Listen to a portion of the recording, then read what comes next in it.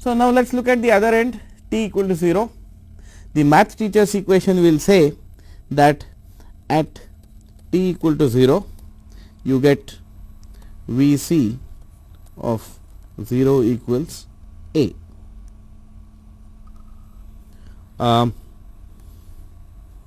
Plus V, whereas the circuit the circuits teacher will automatically tell you that it is V 0.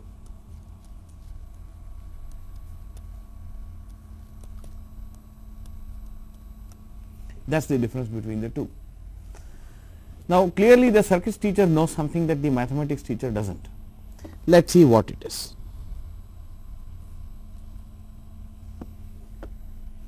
In order to understand where we are going, let me look at the math equation for the solution, which is that it is A e to the power minus t by R c plus V.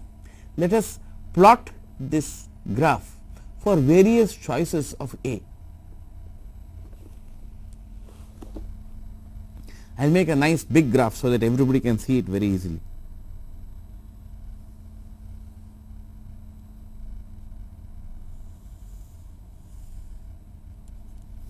This is time and this is V c, right. Now, the equation we want to plot is V c of t equals A e to the minus t by R c plus, right. This is what we want to plot. All right. Now, A is an arbitrary constant. So, I can choose different values of A and get different curves on this graph. Let me start with choosing A equal to 0. If I choose A equal to 0, the entire first term disappears, and if for example, I choose V to be equal to this much, let us say that this is the value of the battery voltage, then the first curve I get, which corresponds to the case when A equal to 0, is this, a straight line. So, I will put an arrow over here and say that this corresponds to A equal to 0. This corresponds to A equal to 0. Next, let me choose A to be some other number. A plus V is the answer we will get. So, suppose I choose A equal to 1, then I should get V plus 1 as the value of V c at t equal to 0, and subsequently as t goes to infinity, the capacitor voltage must end up at V. So, it essentially takes an exponential trajectory starting from A plus V and ending at V. Let us say if A is equal to say this, then approximately here you will have A plus V, and from here you would get a curve like this.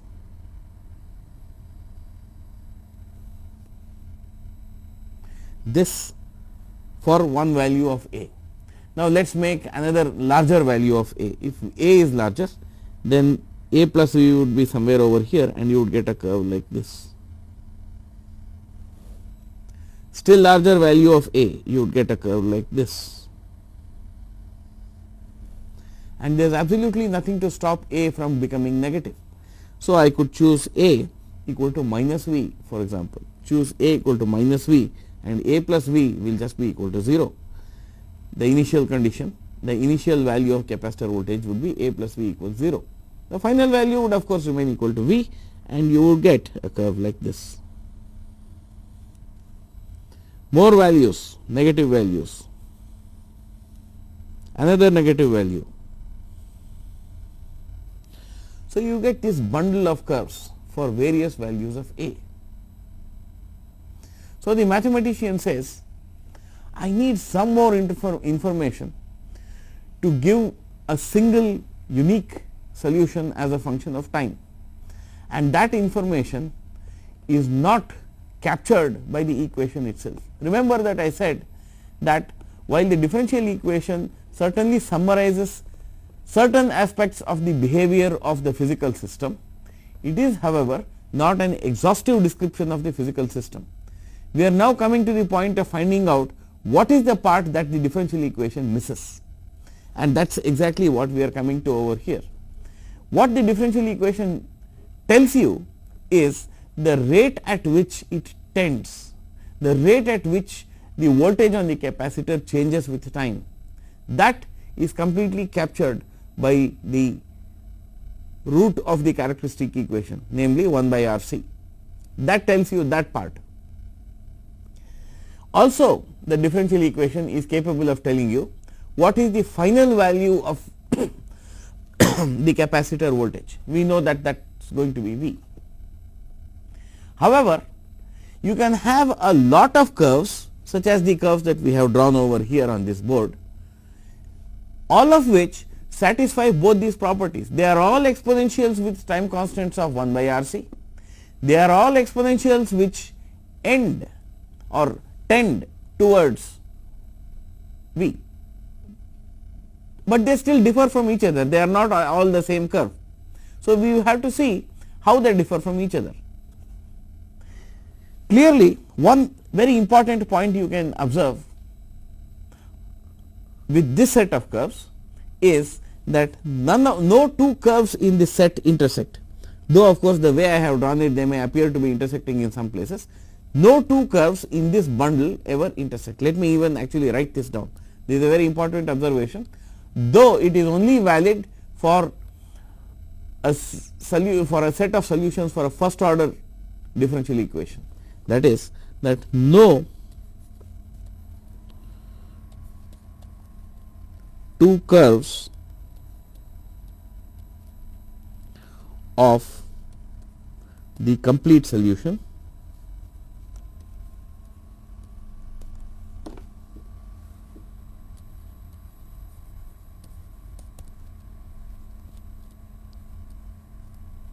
ever intersect.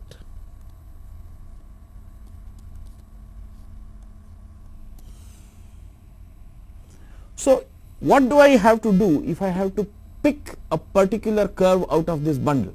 What do I have to do to pick a particular curve? Very simple. In order to pick a particular curve out of this bundle,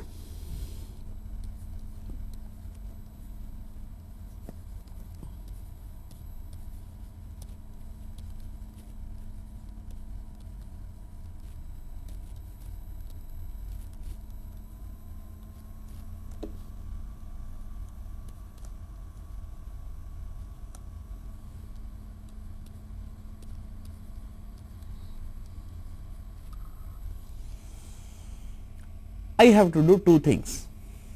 A, choose any instant of time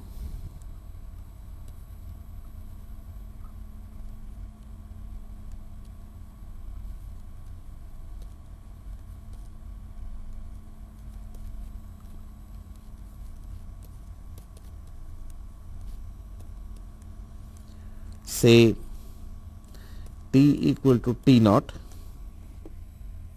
Let me put this on this graph somewhere over here. Let us say that this is t naught, and then at that instant of time let me just draw a vertical line.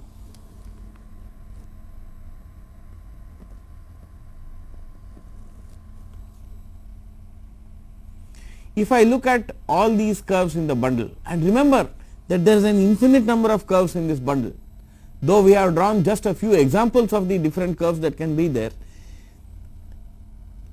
at every point on the surface of this sheet you can put your finger on any point here and there will be a curve going through that point like this. Sorry,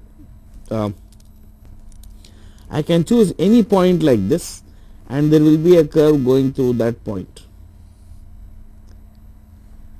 That curve will also be a solution to this equation.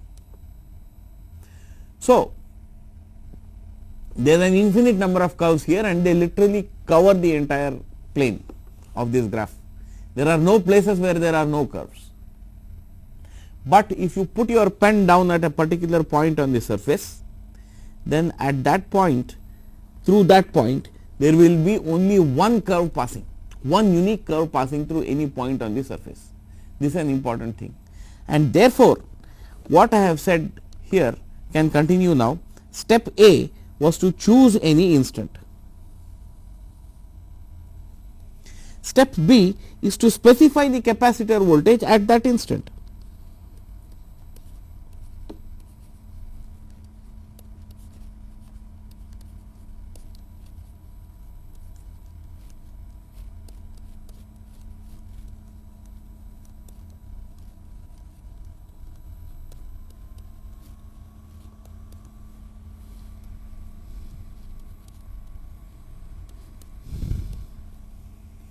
The moment I specify a certain value of capacitor voltage, I will uniquely pick a particular curve. So, for example, on this vertical line which represents different voltage values on this vertical line over here, I can choose, say, this as the capacitor voltage, this.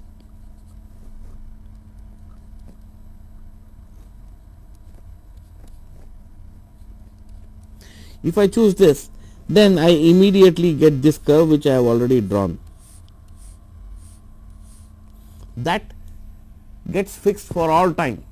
So, I only chose a particular instant of time and specified the capacitor voltage at that instant of time, and I have immediately been able to isolate a particular curve for all time.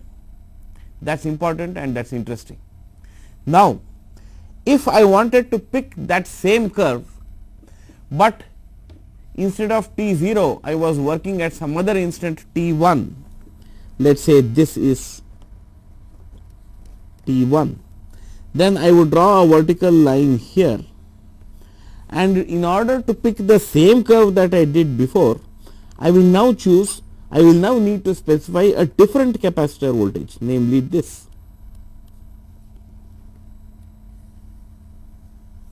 I will choose this capacitor voltage now. So, this means that depending upon which instant you want to specify the capacitor voltage, you are probably going to have to specify a different capacitor voltage. This is, however, not true for all curves. Remember the curve we got for A equal to 0, the perfect horizontal line. That is a unique, a very special kind of solution out of this family of solutions, because irrespective of what instant of time you choose, you just have to specify that Vc equals V and you will get that particular curve, that particular straight line curve in this case.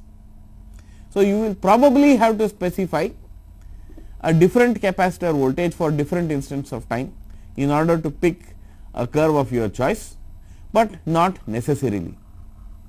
Okay. Now, let us move on. We have learnt a few things.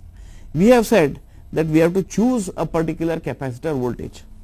What the electrical engineer calls that is, he calls that the specification of an initial condition.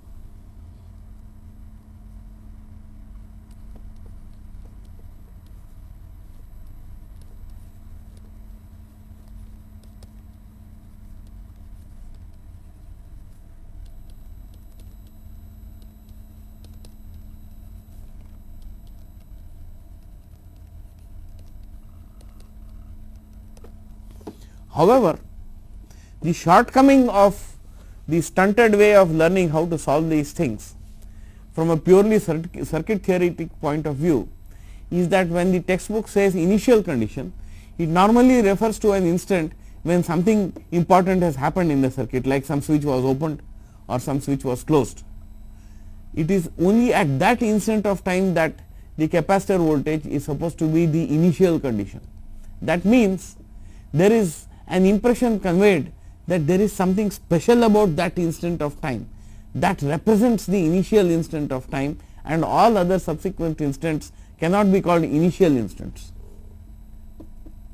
That is why this terminology of speaking of initial conditions is slightly problematic, and that is also why I have not used the word initial condition, I have used the word auxiliary condition.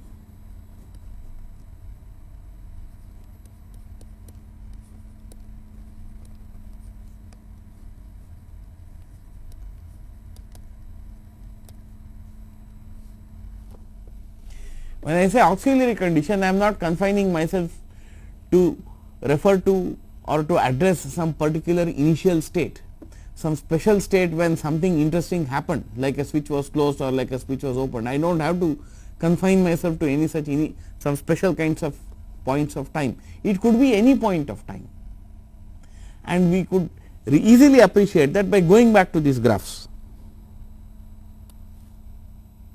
You have all these graphs over here, right? Now, we said that for the circuit, which I think is available at an earlier panel, still earlier. Well, okay, let me just redraw the circuit over here.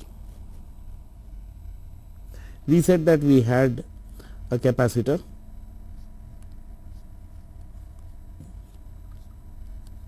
a resistor, a switch which was closed at t equal to 0, this was C, this was R, and then we had this battery over here which had a voltage V, and we were told that Vc of 0 equals V0. This is the circuit we had over with us earlier. Now, at t equal to 0, we know that the capacitor voltage is V0, and knowing that, we have gone ahead and found the electrical engineer's solution to the problem, which was given by this equation, by this particular equation over here. We have this solution. Since we knew that the switch was closed at that time, we used that and we found the solution. But the point I want to make is there is nothing special about any initial instant. Any instant at all can be treated as the initial instant.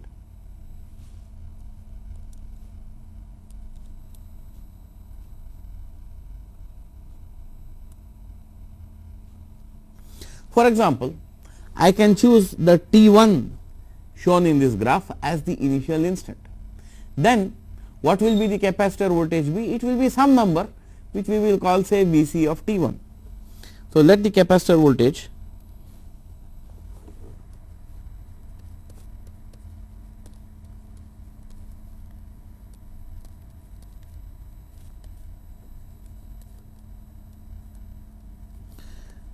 be specified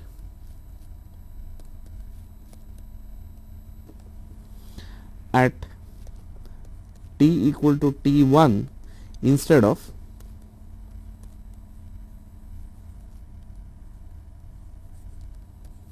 t equal to 0. Let V1 be equal to Vc at t1. Suppose V1 is what we use to denote Vc at t1. Then can we now write the differential equation knowing fully well, or can we solve the differential equation knowing fully well that the circuit switch was not closed at t1 but it was closed earlier? Is this going to be a problem for us? Though the switch was closed at some earlier instant of time, we want to solve the equation completely, get the unique physical solution with a knowledge not of the capacitor voltage at t equal to 0, but of the capacitor's voltage at t equal to t1. Now, if your knowledge is incomplete, if your understanding of the theory of differential equations and its application to circuits is incomplete, you will say, well, I really do not know how to use the capacitor voltage at t1 to get a unique solution, though of course I know how to use it, how to use the capacitor voltage at t equal to 0 to get a unique solution. Now, there is no problem. Suppose we want to solve Vc of t for t greater than t1. All you have to do is to get the same curve, but the latter part of that curve.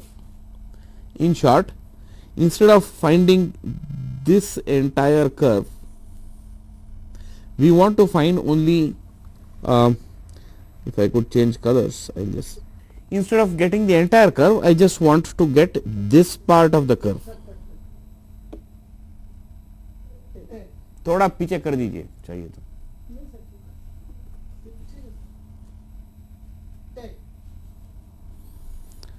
You just want to get this part of the same curve as the solution.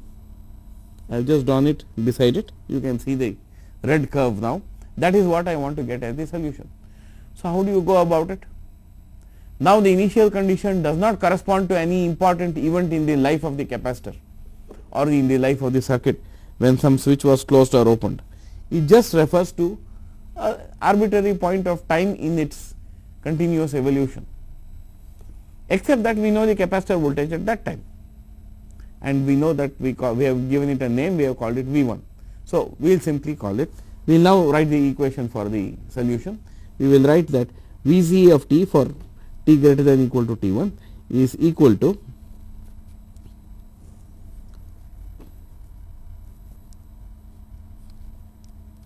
V1 minus V e to the minus t by RC plus V. All I did was to replace V0 by V1, and now I have the curve that describes the solution to the equation subsequent to t equal to t1. You can verify this. This equation should evaluate to V1 when you put t equal to t1. Does it?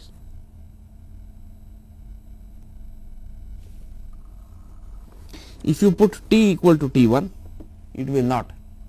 We have missed something over here, and that is that here, since the equation has got shifted, what we should really write over here is this.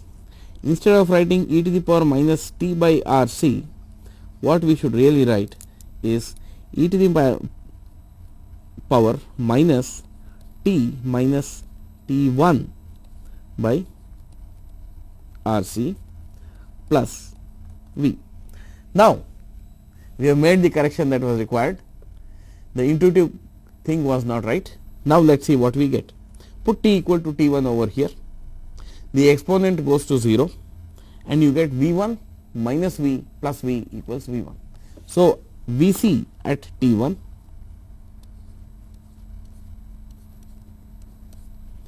comes out to be equal to V1, and of course, the limit as Vc goes to infinity, the limit as t goes to infinity of Vc of t is still equal to V. There is no change in that. Fine. So, now we have demolished the seeming sacredness of choosing the initial instant or the initial condition to happen only when an event of some importance has occurred in the circuit, such as a switch opening or closing. We can choose any instant of time as the initial instant. It does not have to be only the instant at which something happened. So, that is one important step forward. This important step was possible because if we go back to the curves, we note that no two curves in this bundle happen to be intersecting. Since no two curves are intersecting, as I said earlier, in order to pick a particular curve out of this set of curves, one does not have to confine oneself to t equal to 0. One can confine oneself to any instant of time on the positive time axis, and at that instant of time specify the capacitor voltage. The moment you specify the capacitor voltage, that becomes the so called initial condition.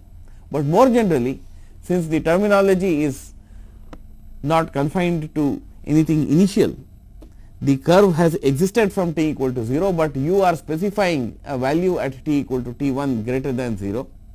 We just call this the auxiliary condition. So, this is a generalization of the approach that is often used in solving simple circuits. You can specify a capacitor voltage or a certain condition in the circuit at any instant of time. Well, that is as far as first order differential equations are concerned. Now, if you want to go to higher order differential equations, let us just take a brief glance at what happens with a second order differential equation.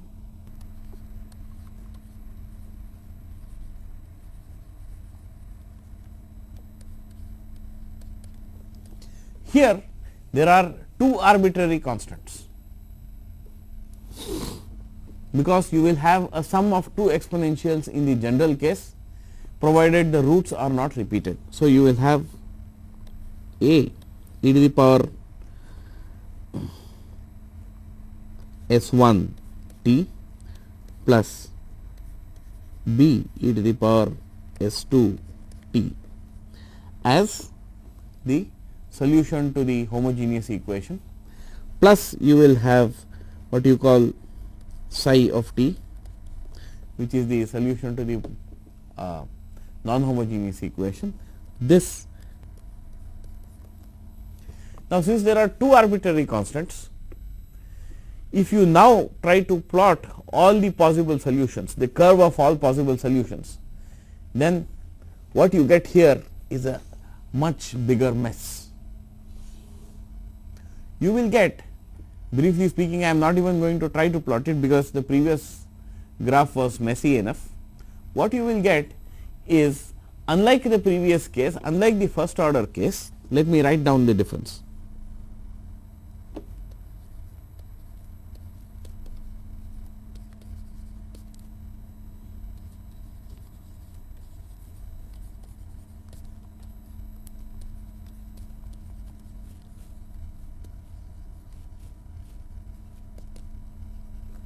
Unlike the case of the first order equation, where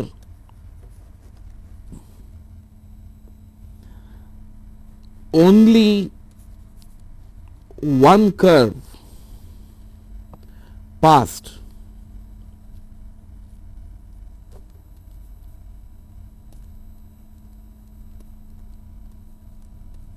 through a point on the plane of the graph,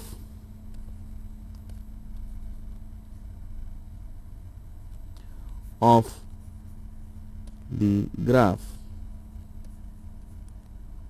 of y of t versus t. Here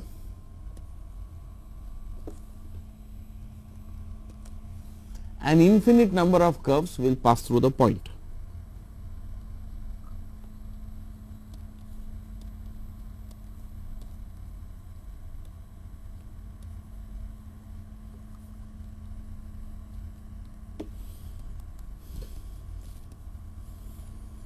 Pass through each point.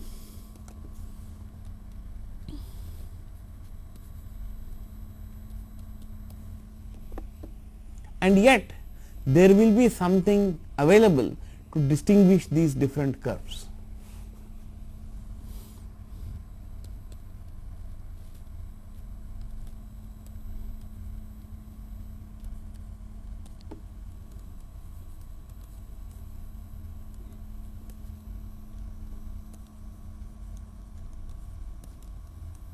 The different solution curves that all pass through the same point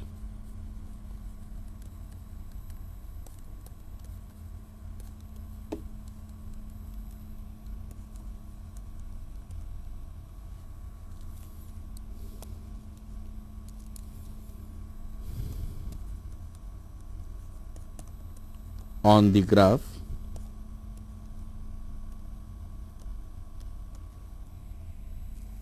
will differ in slope.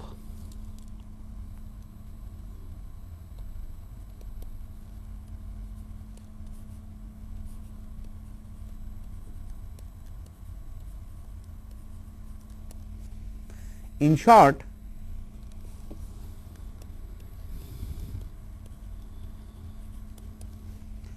no two different solutions, no two distinct solutions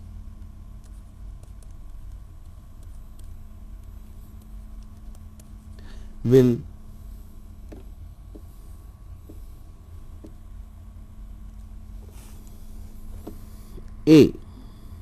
both pass through the same point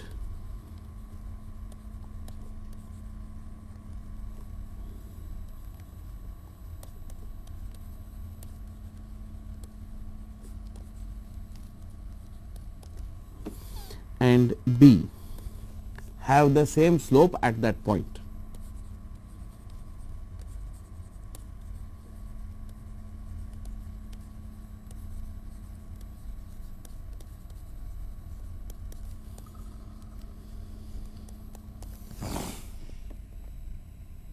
So, in the first order case, we were able to pick a particular solution out of the bundle of infinite number of solutions by specifying a point of time of our choice and specifying the value of the curve at that point, at that instant of time. That is, we just had to pick the point on the graph surface. Now, we have to pick the point on the graph surface, that is, having chosen an instant of time, we have to tell the value, we have to specify the value. Second, we also have to specify the slope. Thus, the difference is the following.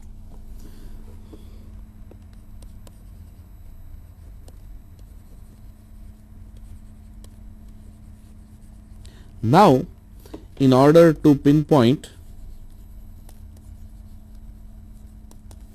a particular curve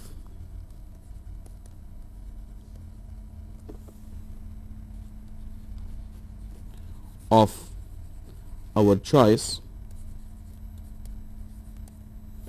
we first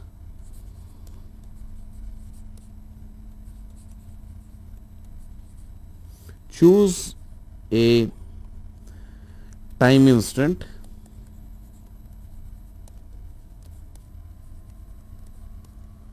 as before, that means as in the first order case.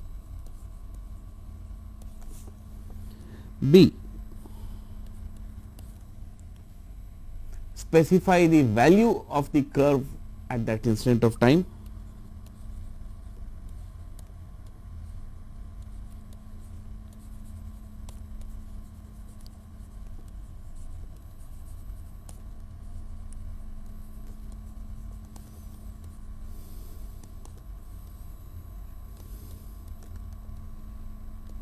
At that instant, and C, specify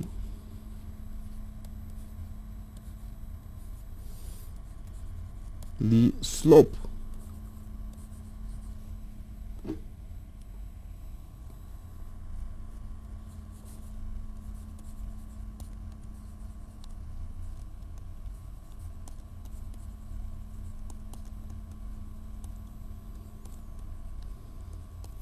If we do all these three things, then we would be pinpointing a unique, a specific solution out of the infinite number of solutions.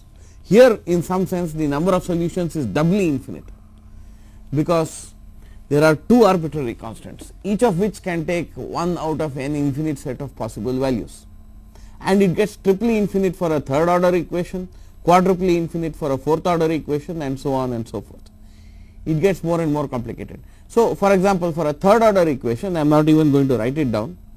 The way you would pick a specific solution out of the bundle of triply infinite different solutions is go through step A, choose a time instant as before. Step B, specify the value. Step C, specify the slope. Step D, specify the second derivative, the value of the second derivative. So, in short, for an nth order differential equation, to pinpoint a particular solution, a specific solution out of the n-tuply infinite possible solutions that the mathematical solution throws up, you will choose any instant of time of your choice. This is important for whether you are solving a first order equation or an nth order equation. You are always free to choose the instant of your liking. You do not have to choose anything like an initial instant, and that is why we just call it the auxiliary point of time at which we are specifying the curve. Now, choose the instant and then go through B, C, D, so on and so forth, where you specify the value, specify the first derivative, specify the second derivative, specify the nth derivative. If you have done all these, then you have chosen a particular curve.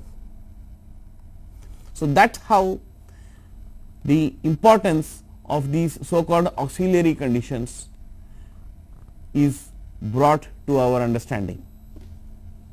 Earlier all we have known is that initial conditions have to be specified at t equal to 0. There is nothing special about t equal to 0, as I am saying over and over again. You can choose any t you like and specify a sufficient number of characteristics of the solution depending upon the order of the differential equation. Instead of choosing just one particular instant of time and specifying the value, the derivative, the second derivative and so on, as I just mentioned for the nth order equation, there are several other options available, and it is important to understand this as well. For example, in the case of a second order equation, since we have a double infinity of possible solutions, we could take two different instants of time, say t1 and t2, and specify the value at t1 as well as the value at t2.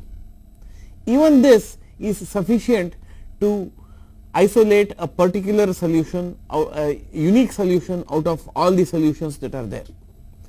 Even this is possible. So, many options are there and they are all equivalent to each other. They help us specify the conditions of the physical system which is being represented by the differential equation.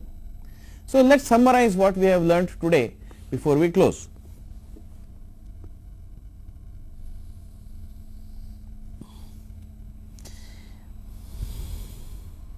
On the relationship between differential equations that describe systems and the systems themselves.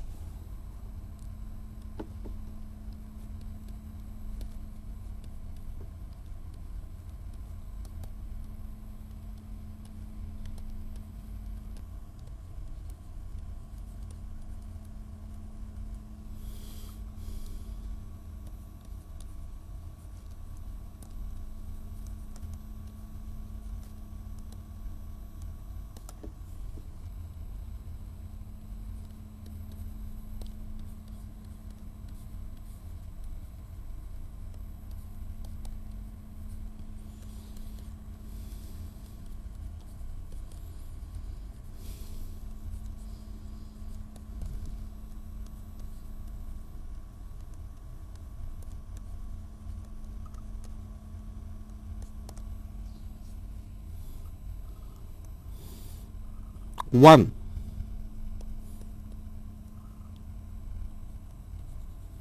the description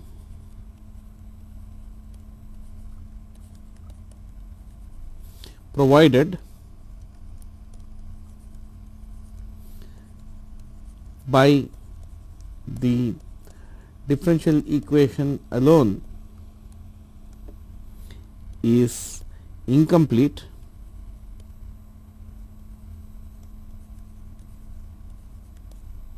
though not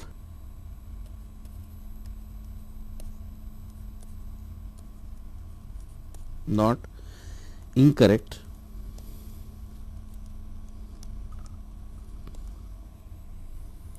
Two, additional information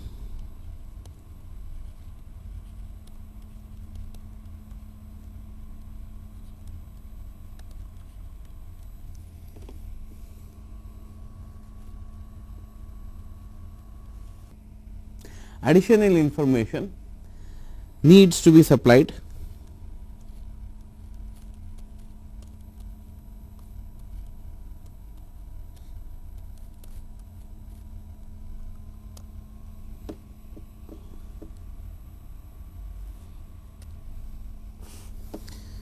Three,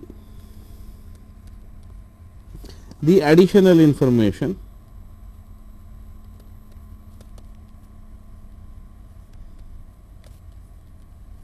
can be supplied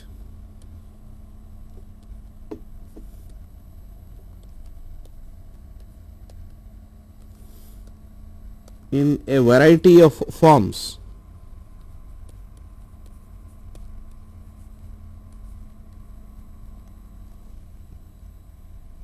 At instants of time of our choosing.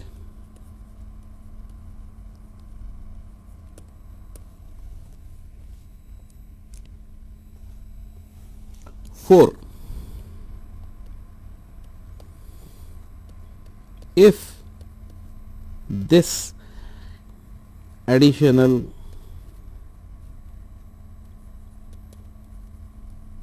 information is adequate,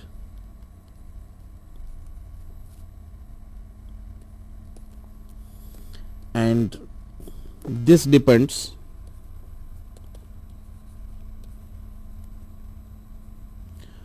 on the order of the system,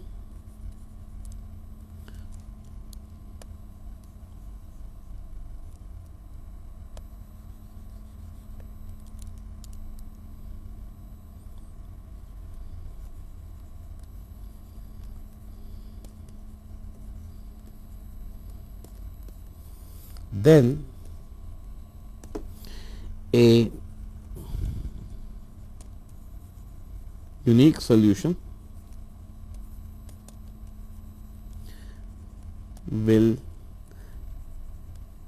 emerge that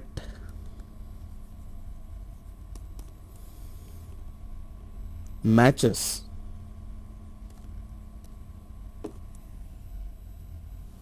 the behavior of the system, the behavior of the